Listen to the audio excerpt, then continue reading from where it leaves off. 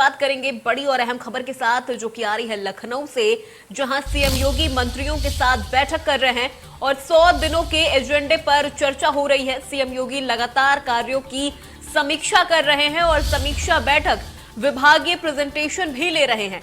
CM योगी के साथ ही बैठक में कई अन्य मंत्री भी शामिल हुए हैं। तो यहां सीएम योगी आदित्यनाथ लगातार विधायकों और मंत्रियों द्वारा किए गए कार्यों की समीक्षा कर रहे हैं, पूरी तरह से प्रेजेंटेशन ले रहे हैं और उसी सिलसिले में यहां पर सीएम योगी आदित्यनाथ मंत्रियों के साथ बैठक कर रहे हैं। विकास कार्यों को लेकर समीक्षा की जा रही है। बैठक में 100 दिनों के एजेंडे पर भी चर्चा होगी। सीएम योगी लगातार कार्यों की समीक्षा कर रहे हैं, लगातार विधायकों और मंत्रियों द्वारा किए गए कार्यों के बारे में उनसे जानकारी ले रहे हैं, फीडबैक ले रहे हैं, समीक्षा कर रहे हैं बकायदा उस सारे कार्यों की। और इस बैठक में कई मंत्री भी यहां पर शामिल हैं और 100 दिनों की जो काम किए गए हैं उसको लेकर यहां पर प्रेजेंटेशन भी दी जा रही है। समीक्षा बैठक में विभागीय प्रेजेंटेशन भी ले रहे हैं सीएम योगी आदित्यनाथ और बैठक में कई मंत्री भी शामिल हैं। आपको बता दें कि सीएम योगी आदित्यनाथ ने सभी मंत्रियों और विधायकों को 100 दिन का यहां पर एक टारगेट दिया था। मुख्यमंत्री के साथ ही सरकार का एजेंडा है कि 100 दिन में हर एक विभाग का काम धरातल पर दिखे।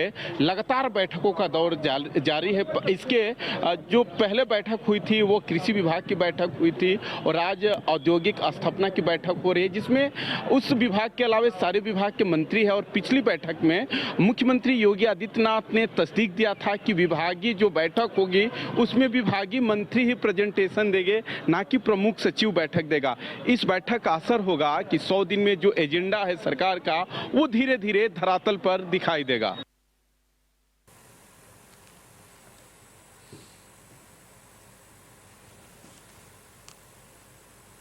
इसी खबर पे तमाम जानकारी के साथ हमारे संवाददाता रजनीश हमारे साथ जुड़ गए हैं। रजनीश, और क्या कुछ वहां पर एजेंडे हैं जिनको लेकर बैठक की जा रही है, क्योंकि ये भी कहा जा रहा है कि और भी कई एजेंडे हैं जिनको लेकर चर्चा होने वाली है, तो वो क्या कुछ एजेंडे हैं?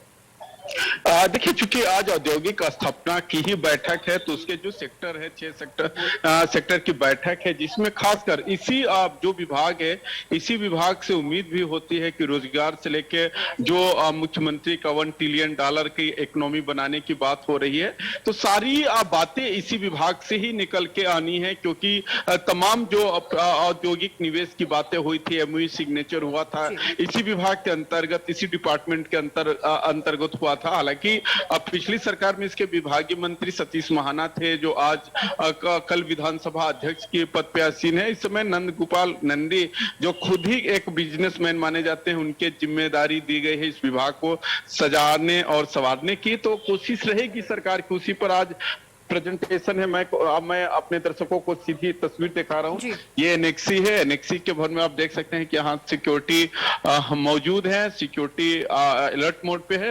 अंदर मुख्यमंत्री के अगुवाई में सारे विभागों की कह सकते हैं कि विभाग तो औद्योगिक स्थापना का है, लेकिन दोनों डिप्टी सीएम बैठक में मौजूद है, अधिकारी मौजूद है, मंत्री मौजूद है। वो देख रहे हैं कि विभाग का प्रेजेंटेशन कैसे होता है। अगर उनकी विभाग के 100 दिन के एजेंडा या 6 माह के एजेंडा या 1 साल के एजेंडे की बात आएगी तो उसका प्रेजेंटेशन कैसे देंगे। पहले क्या होता था कि जो प्रेजेंटेशन मुख्यमंत्री के सामने होता था उसमें विभाग के प्रमुख सचिव देते थे, लेकिन अब ये नया मुख्यमंत्री जी ने खुद तस्दीक दिया है कि नहीं, आप जो प्रेजेंटेशन होगा खुद मंत्री देंगे, कैबिनेट मंत्री देंगे। तो इससे ये लगेगा कि मंत्री इस विकास के कामों में कितने गंभीर है, क्योंकि विकास के रोल में प्रमुख सचिव के अलावा मंत्री का बड़ा रोल होता है, असीमित पावर होती है, उनकी जागरूकता होती है। इसके लिए कि मुख्यमंत्री जी ने कुछ दिन पहले एक नियम भी उन्होंने बनाया था कि जो मंत्री होंगे वो कितने दिन लखनऊ में रहेंगे, कितने दिन अपने क्षेत्र में जाएंगे, जनपदों में जाएंगे, कार्यकर्ताओं की बात सुनेंगे। तो पूरा इसके पीछे यही मकसद है कि उत्तर प्रदेश का जो इकोनॉमी है वो $1 ट्रिलियन हो, विकास धरातल पर दिखे। जी बिल्कुल। तो रजनीश, आने वाले 100 दिनों के लिए जो विकास कार्य होने वाले हैं, क्या कुछ नया मुद्दा देखने को मिलेगा?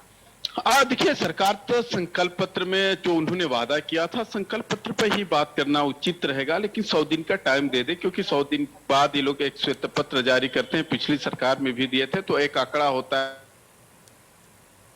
सरकार, चूंकि पिछली सरकार भी नहीं की थी, तो तुलनात्मक अध्ययन तो उन्हीं सरकार से होने का, पिछली सरकार में विकास रेशियो क्या था, यहाँ का जीडीपी क्या था, तमाम तरीके की बात निकल के आएगी, लेकिन 100 दिन इंतजार करना चाहिए। जी बिल्कुल। बहुत बहुत शुक्रिया रजनीश तमाम जानकारी हम तक पहुंचाने के लिए। चलिए